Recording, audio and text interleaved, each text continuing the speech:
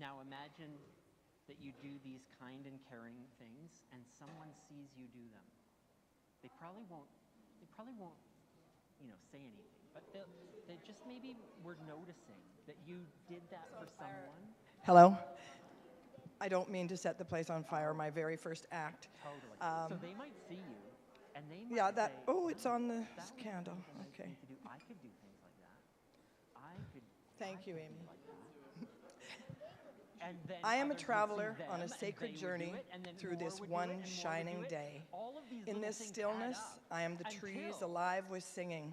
you can I change am the the world. sky everywhere at once. I am the snow. I'm serious. And in You this don't have to stillness, be a I am the magical dog. trees alive You can with just singing. do simple, small things, and you can change And I the did world that because twice. others are gonna notice. I am the wind And they're bearing gonna do stories across similar geographies and generations. I am the light And before everywhere you know it, we'll have descending. more peace, I am the heart evoking kindness, drum song. more love. I am my spirit rising.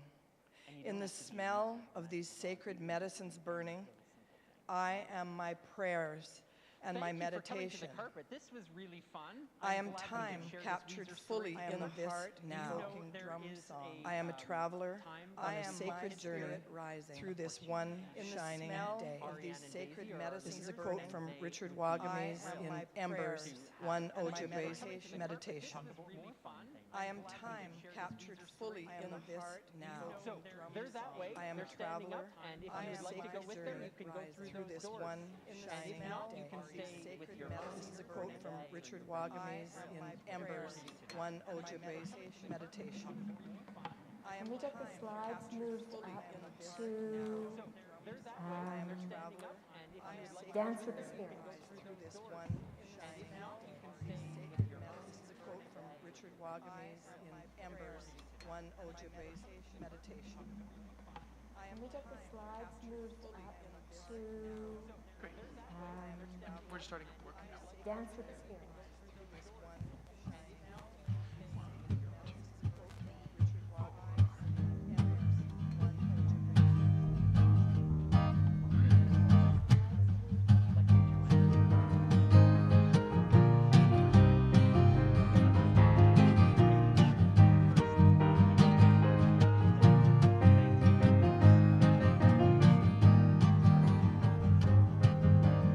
Dance with the Spirit early in the morning. Walk with the Spirit throughout the long day.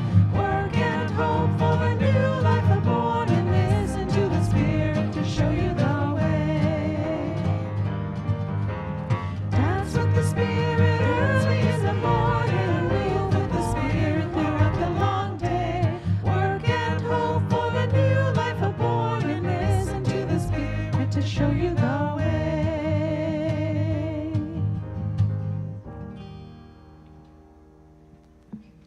SSUC for 24 plus years has been an affirming community, and it's one of our strengths, and it's something that, of course, we will continue to build on and grow. And so, if you're interested Please. in that affirming Thank you. and the way We as a that community are growing and learning the sacred story of our interconnectedness to all sentient and non-sentient beings, with the water, the forests, and the land itself. stay for a short time, This land upon which we gather, on Treaty 6 territory, has been witness to and a vital part of the work, play, cultural, ceremony, hunting and gathering of the First Nations since time immemorial. We offer gratitude to those who came first and to the land for welcoming us as settlers, sustaining our work, our play and celebrations, and all we do in community here. May we be cognizant of the important work of stewardship for our Earth community, and may we continue to work into reconciliation and in solidarity with the First Peoples to walk this land. Hi, hi.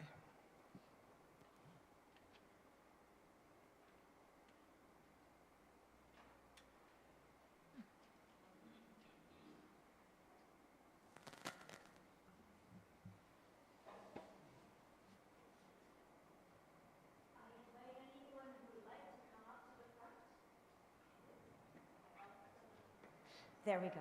Now you can hear me.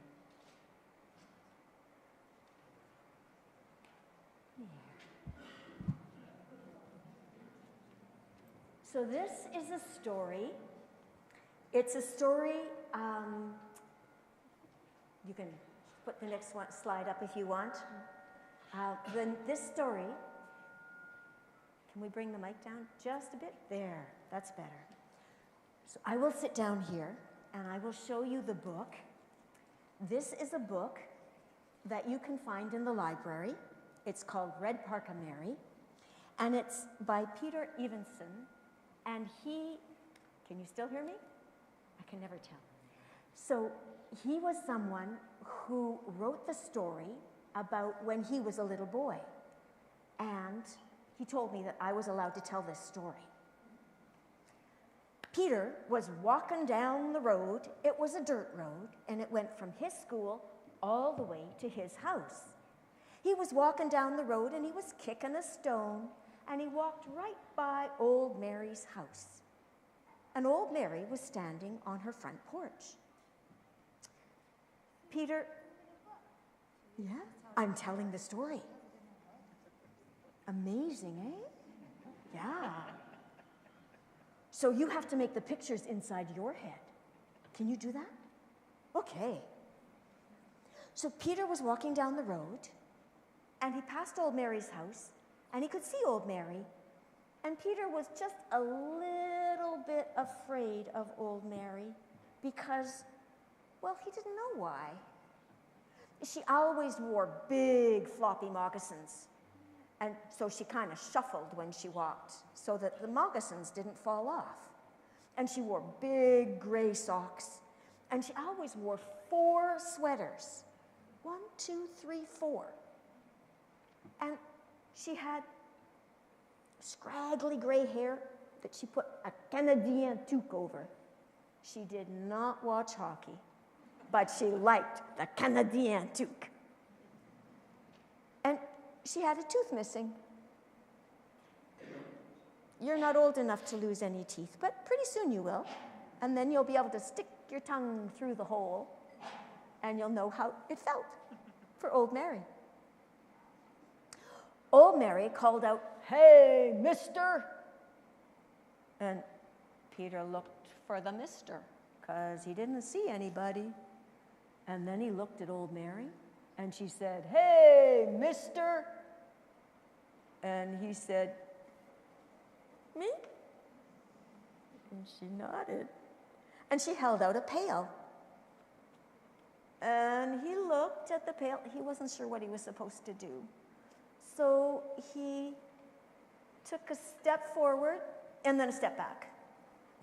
And old Mary smiled, and she walked down her path, and she put the pail on the ground, and then she walked back to her porch. Mary said, "Mister, tell your mom that I have all the berries I need. These are for her." Berries, thought Peter. And so he walked over and he looked in the pail, and there were choke cherries. And they were beautiful. So he picked up the pail and he took them home to his mom, because his mom would know what to do with them, right? Yeah, moms know everything. And so when Peter gave his mom the pail from old Mary, she said, "Oh, I should have given her the whole bag of sugar, not just the cup she asked for." And Mom put those berries in the sink and washed them, and then she put them in the pot, and they cooked. And then Mom made the best jelly, choke cherry jelly, that Peter ever tasted. Oh, he was so glad. And so he wasn't afraid of old Mary anymore. She gave choke cherries. On the next morning, there at the back door was the pail with a bag of sugar in it. And Mom said, "Take these to old Mary's house so that she has the sugar in case she needs it." Peter walked to old Mary's house, and he put the pail and the sugar on the little porch, and then he knew he was late for school. So he knocked on the door and said, "Hi, old Mary, here's your pail. and he ran to school on time. At the end of the day, when he walked past, he got to old Mary's house, and he walked a little slower, and she was sitting on her step, and she held out her hand and said, "Hey, mister, I got something for you." And Peter wanted to see what it was. So we walked up to her porch, and she had some new, fresh-made bread, sprinkled with sugar. And she gave it to Peter, and Peter took a big bite. And he was chewing so much, old Mary could not hear and understand him, so he had to swallow and say, "Old Mary, why do you wear those big floppy moccasins?" And old Mary said, "To keep my feet warm." And he said, "Why do you wear those big socks?" And she said, "To keep my legs warm." And old Mary, "Why do you wear those 4 sweaters? They have holes in the elbow." She said, "I need all 4 of them to keep me warm, to keep my arms warm and my shoulders warm." Peter didn't ask about the hat because he figured he knew why she wore that.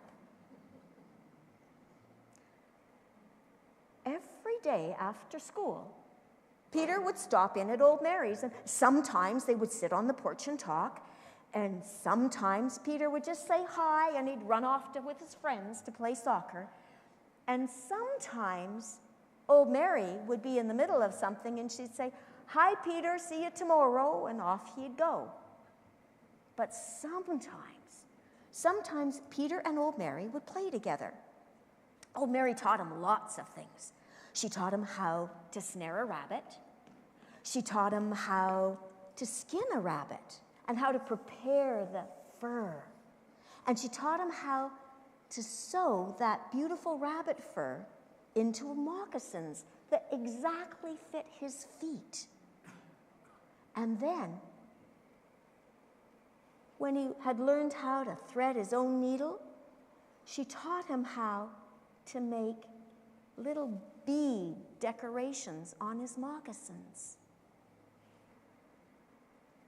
It was the 1st of December, and the snow was down on the ground, and that place in North Saskatchewan, there was lots of snow.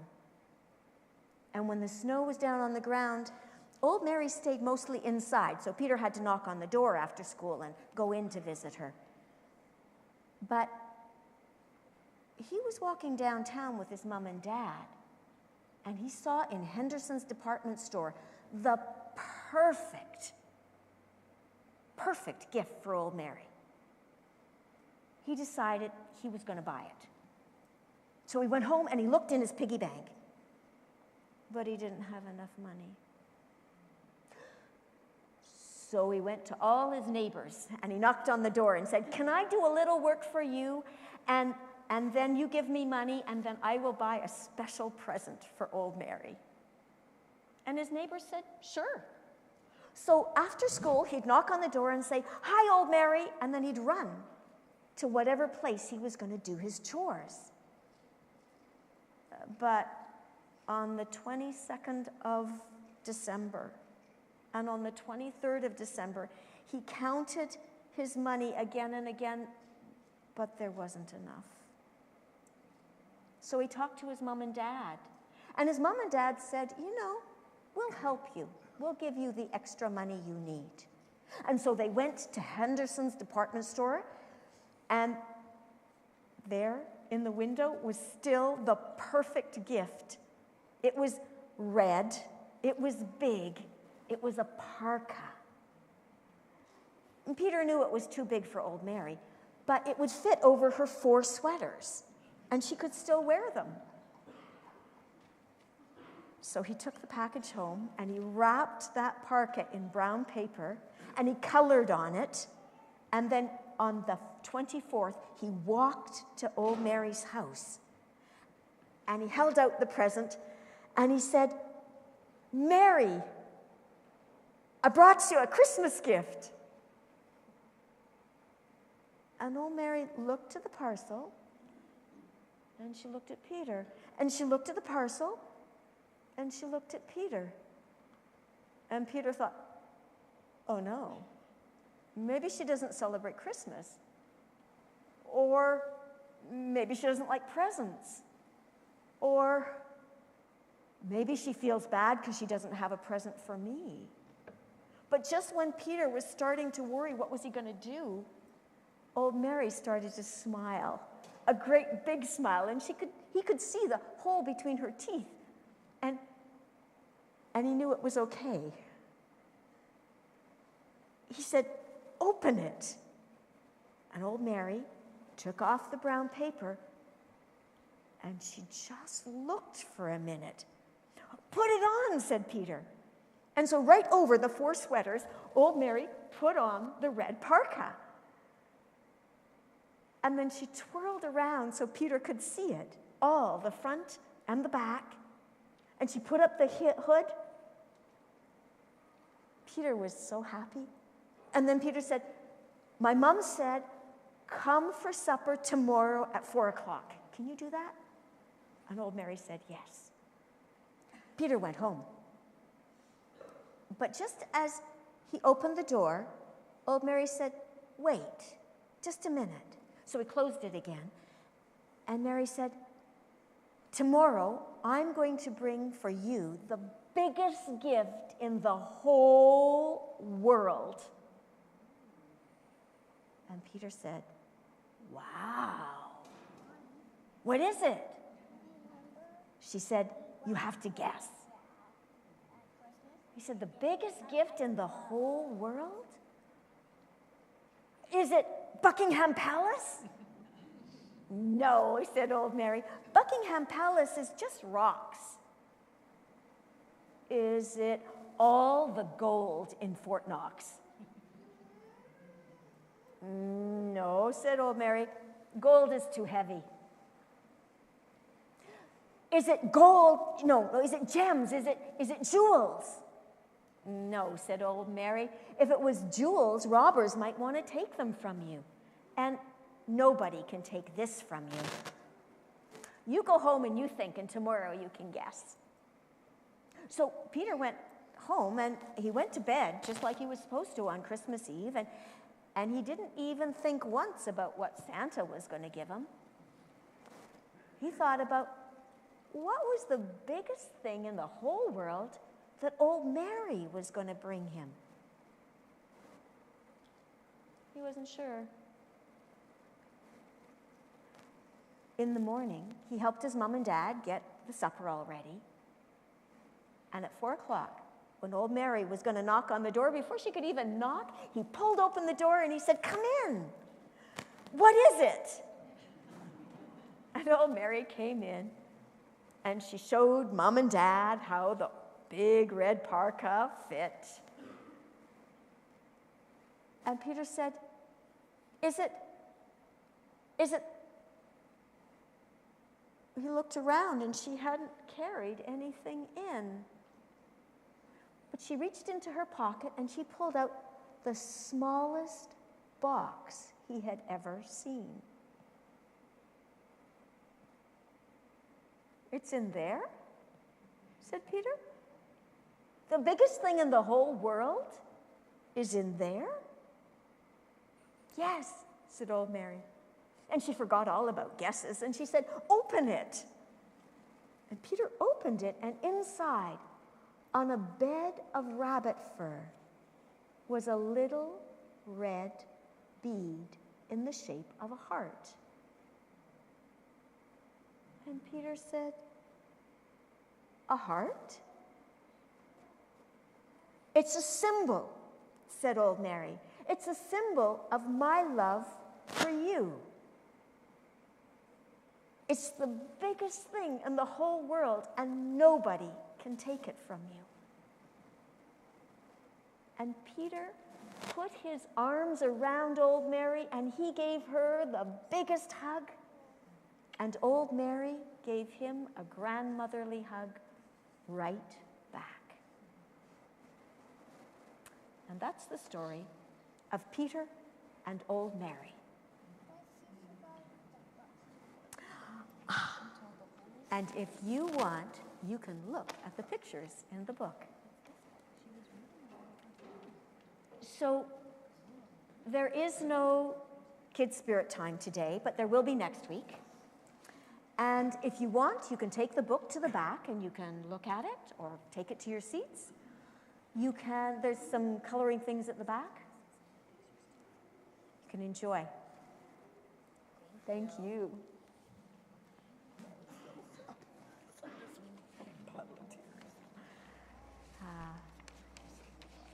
We're going to sing Draw the Circle Wide. We should do the chorus through right now.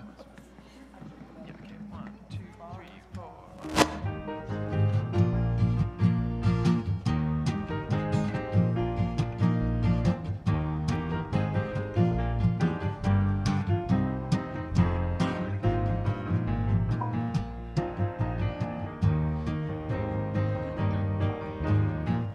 Draw the circle wide, draw it wider still. Let this be our song. No one stands alone, standing side by side. Draw the circle wide. Love the still point of the circle. Round him all creation turns. Nothing lost but held forever in love's gracious arms. Draw the circle wide, draw it wider still.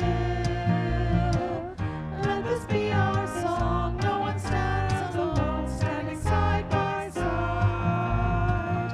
Draw the circle wide. Let our hearts touch far horizons, so encompass great and small. Let our loving know no borders, faithful to life's call. Draw the circle wide, draw it wider still. Let this be our song. No one stands alone, standing side by side. Draw the circle wide. Let the dreams we dream be larger than we've ever dreamed before. Let the dream of love be in us, open every door. Draw the circle wide, draw it wider still. Let this be our song. No one stands alone, standing side by side. Draw the circle wide.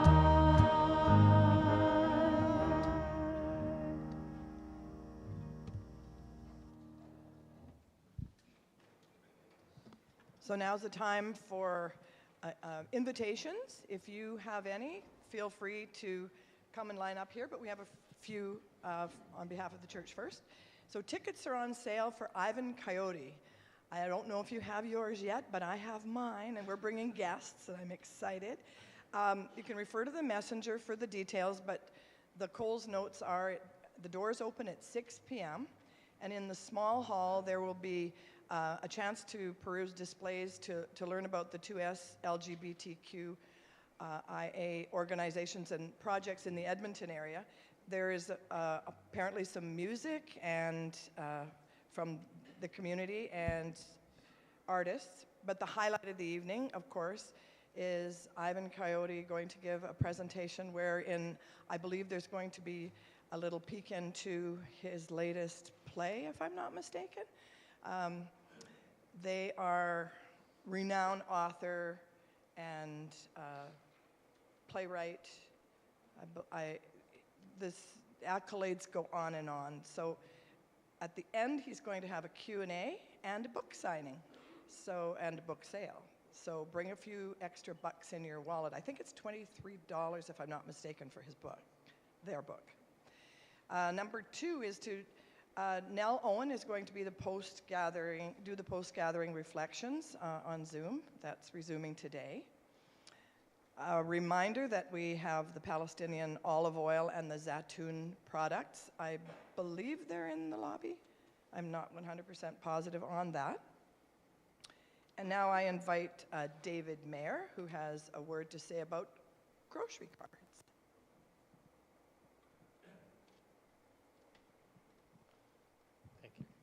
Thank you. I don't have a lot to say. I just want to give a little bit of a refresher, a reminder about the grocery cards, gift cards that we sell every Sunday at church here. The month of December was awesome. We had almost doubled the normal sales that we usually have, which was great. So it was great for Bill. Will be really happy for our year end that brought in some extra funds. I have a feeling that a lot of those cards were bought for Christmas gifts for other people, but also keep in mind that these are not necessarily gift cards that you give away, but they're cards that you can use for your own consumption to buy your own groceries.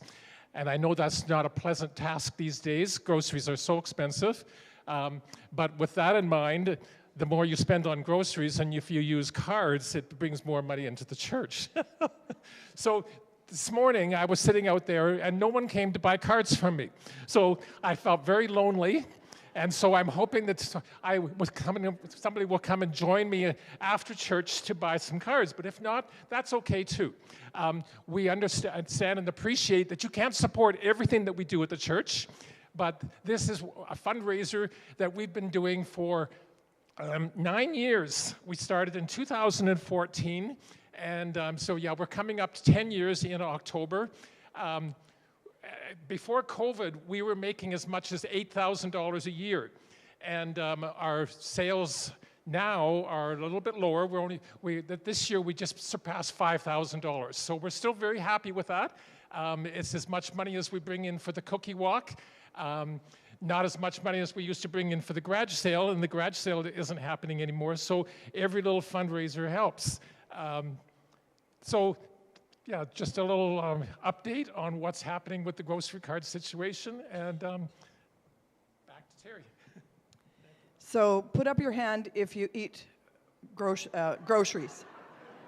Is there anyone here who does not consume groceries? Just saying. And now we have a Minute for Mission update with Gail Simonson. There she is.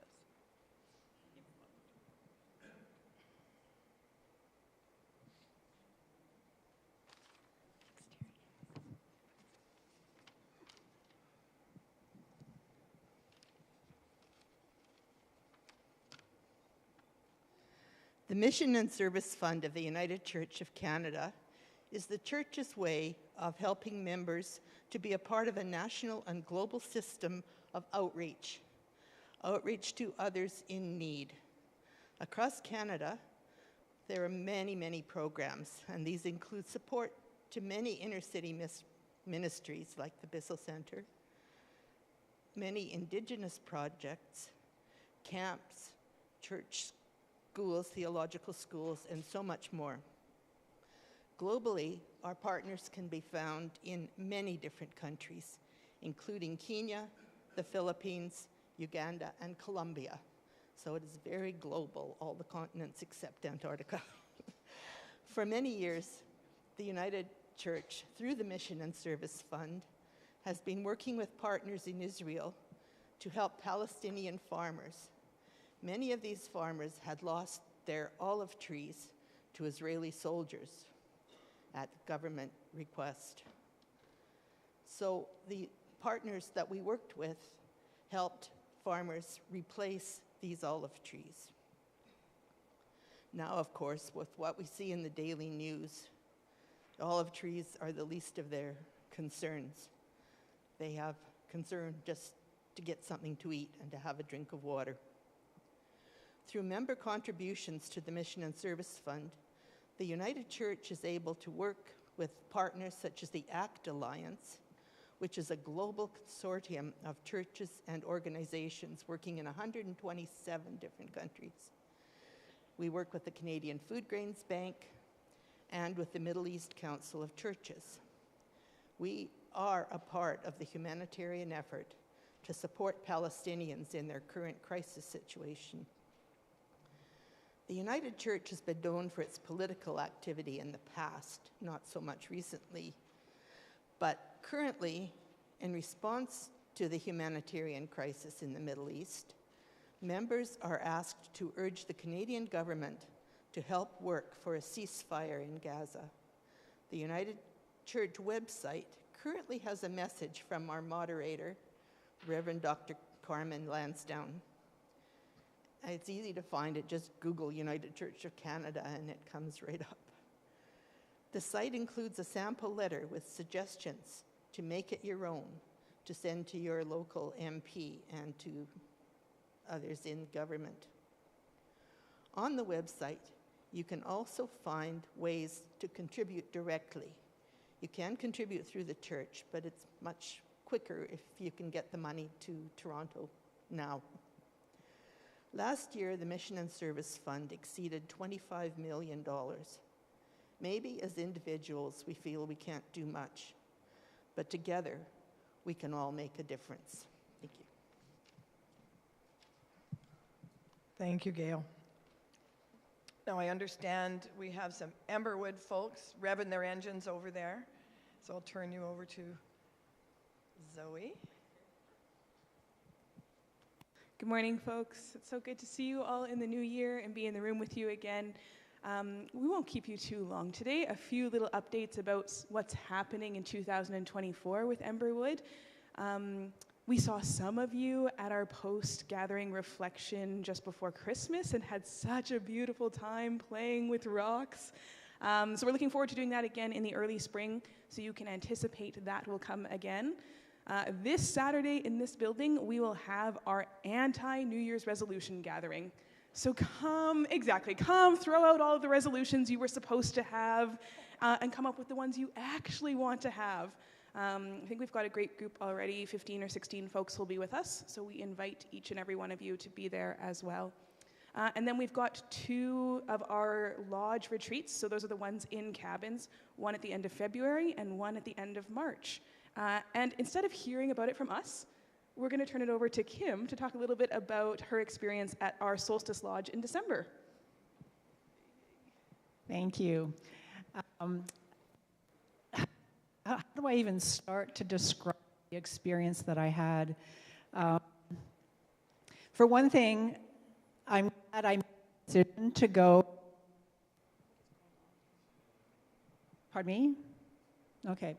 I'm grateful that I made the decision to go on this retreat in spite of it being right before Christmas, thinking, I have so much to do. How can I do this? But I'm grateful that I made the choice. And